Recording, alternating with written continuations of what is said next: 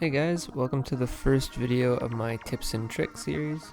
I've been wanting to make this one for a while because I haven't seen anybody make a video about this. Maybe I've missed it, but these are just kind of some main things that I use every time I work in Blender that I think will help speed up your workflows.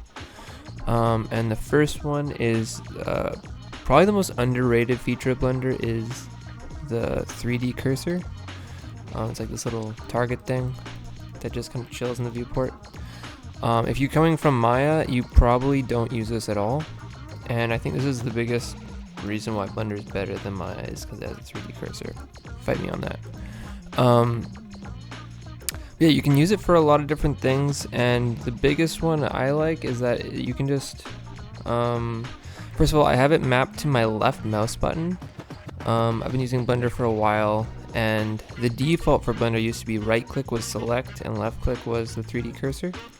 So this is kind of the OG Blender setup. I think they switched that back a couple patches ago or something, but I still like to use this. So if you want to enable these settings, go to preferences, key map, and select with mouse button right. Okay. So now that we have that, what does this thing do besides just like getting in our way? So to move this thing around, we click.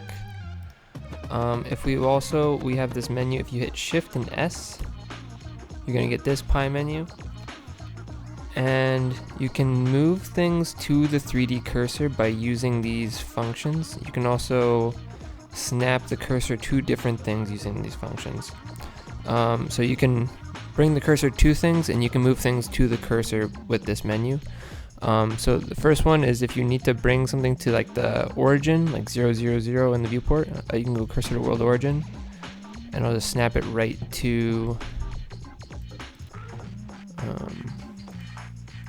cursor 0, 0, 0. Everything should be zeroed out. That's an easy way, like if you have something like way over here,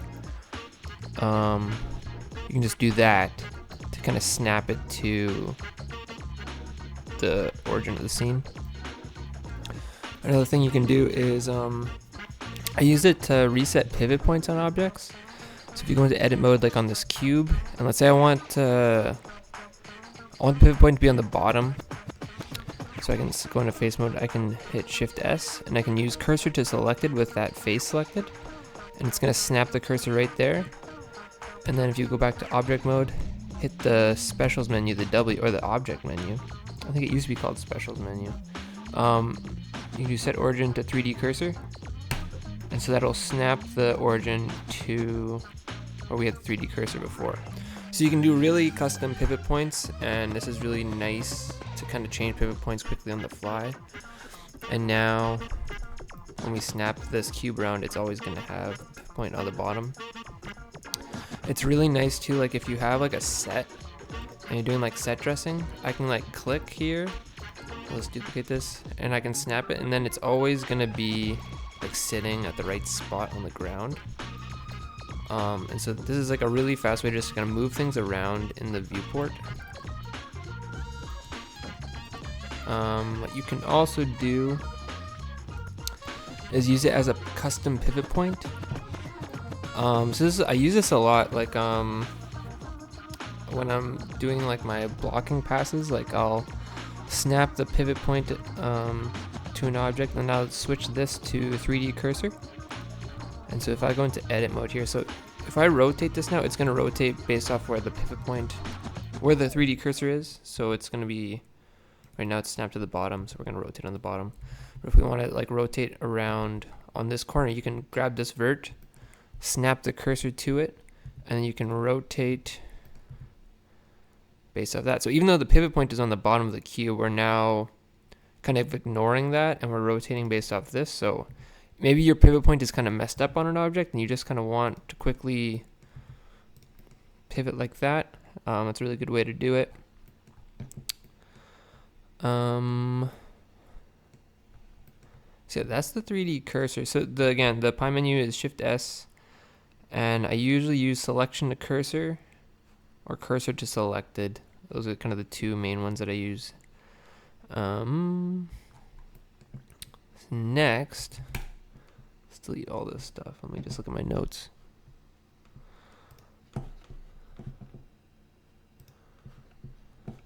The next one is spheres in Blender. So if you hit Shift A to get your polygon menu and you use the UV sphere, this isn't great to use for most things since the topology is like not even. It's very stretched. So it starts off square here, and then it gets to more kind of rectangles as you go closer to like this middle vert. And so it doesn't deform correctly, and it's kind of hard to merge this with other geometries, I find. So like I pretty much just use this if I'm gonna make like an eyeball, but pretty much don't use it for like anything else besides that. So what I usually do, like I pretty much use cubes and cylinders for the most part when I'm modeling. And so if I have a cube and I subdivide it, so usually I'll subdivide it twice, and you can hit Shift, Alt, and S, and you can pull with your mouse and it'll turn it into a sphere. So you can subdivide that again, you can do that again if you want like a higher fidelity sphere. But it's just a really nice way to turn one object into another. What you can do too is maybe you don't want a perfect sphere, maybe you just want like a kind of a rounded kind of cube shape. You can kind of do the same thing, but like you don't have to go all the way. So you can kind of get some like slight variations of like different cube shapes. And what's nice about these compared to the UV sphere, so we look at the topology, like these are the very even quads, so they deform very well. They're great for just like blocking out shapes, whereas this one, again, like we're getting all stretched out here. So yeah, that's basically, it's a little tip to kind of get a quick sphere. I'll often too, like I'll take a cube sphere like this and maybe like I'll make it into like a little like a pill shape more. And then if you do that, you basically have a cylinder here as well. Oops. Take this back to bounding box.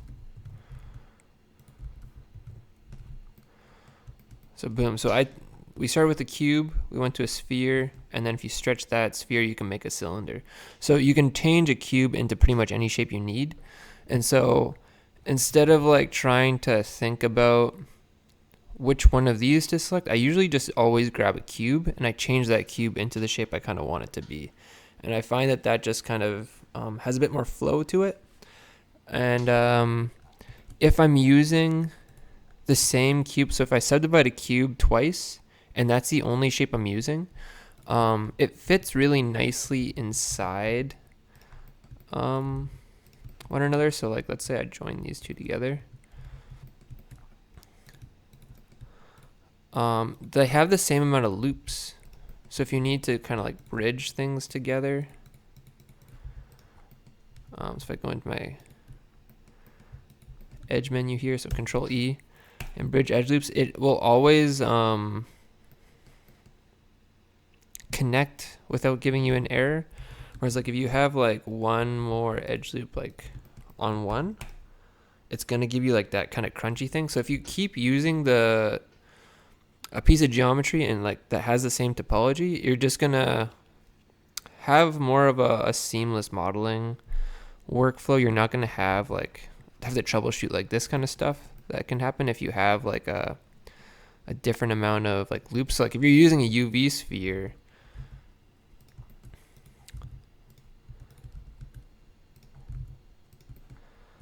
and we'll subdivide that.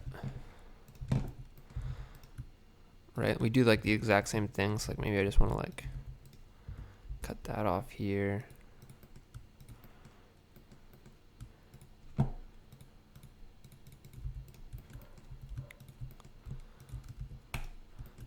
Like you have to now like kind of do the math and like count how many loops you need to remove from one to get to the other. So I try and just use simple shapes, and then I don't get into like kind of these like ugly kind of modeling problems of just like a mismatched number of verts on one side than the other. So that's my spiel on cube spheres. I use them for everything. Now something else. So let's say we have like, let's say this is all like one object. If you have multiple, so like this right now for an object mode, this is all one piece, but it has separate pieces inside of it. So if you want to like, instead of like trying to like box select or like trying to like select something like this, if you want to like get like a single piece of this, if you just hover your mouse over one of these and you hit L, it'll just select it if it's separate. So if you have an object that has multiple pieces, this is a really easy way just to quickly select.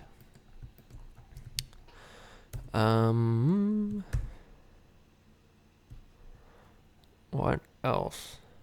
Something else that you can do is, okay, let's say we're starting to do shading. Let's put a material on this. Let's just use viewport materials.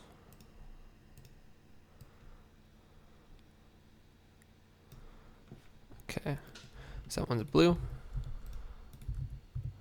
So now if I want this to have the same material as this, I can click on this object and then this object, and I can use Control L.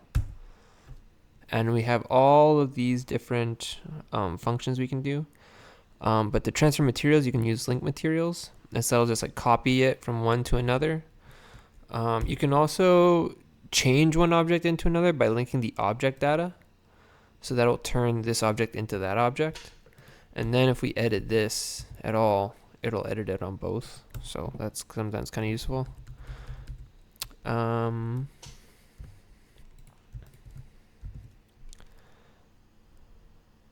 can also copy modifiers. So let's say this has like a mirror modifier on it. I want this to have a mirror modifier on it too. You can copy the modifiers. Now this has the mirror modifier. It's really nice if you have a modifier with specific settings that you want to copy. So if say you have a solidify with like just the right amount of thickness, you can transfer that thickness to another object. Yeah, I think that's all I'm going to say for now. I'm going to keep this one short. So those are like some of the basic kind of functions I use just to kind of make things faster for myself. If you have any questions, feel free to leave a comment down below, and I'll do my best to try and take care of that. So hope you have a good one. Peace and love.